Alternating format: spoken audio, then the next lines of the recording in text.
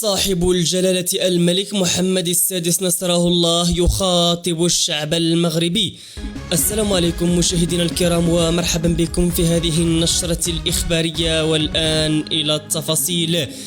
حيث أعلنت وزارة القصور الملكية والتشريفات والأوسمة أن الملك محمد السادس سيوجه بعد قليل خطابا ساميا إلى شعبه الوفي بمناسبة تخليد الذكرى 24 لتربع جلالته على عرش أسلافه الميامين.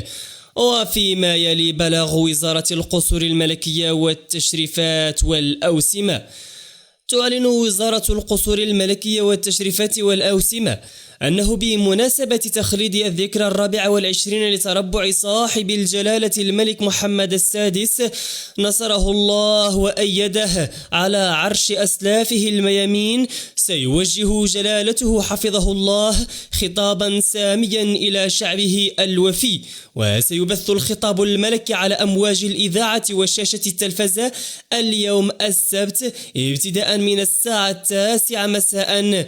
كما سيترأس جلالة الملك زوال يوم غد الأحد حفل استقبال بساحة عمالة المضيق الفنيدق بمدينة المضيق، وزوال يوم الاثنين 31 يوليوز سيترأس الملك محمد السادس القائد الأعلى ورئيس أركان الحرب العامة للقوات المسلحة الملكية بساحة القصر الملكي العامر بمدينة تطوان حفل أداء القسم الذي سيؤديه أمام جلالته الضباط المتخرجون الجدد من مختلف المدارس والمعاهد العسكرية وشبه العسكرية والمدنية.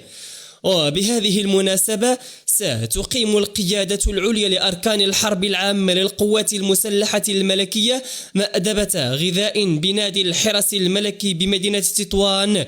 كما سيترأس جلالة الملك عصر نفس اليوم حفل الولاء بساحة القصر الملكي العامر بمدينة تطوان.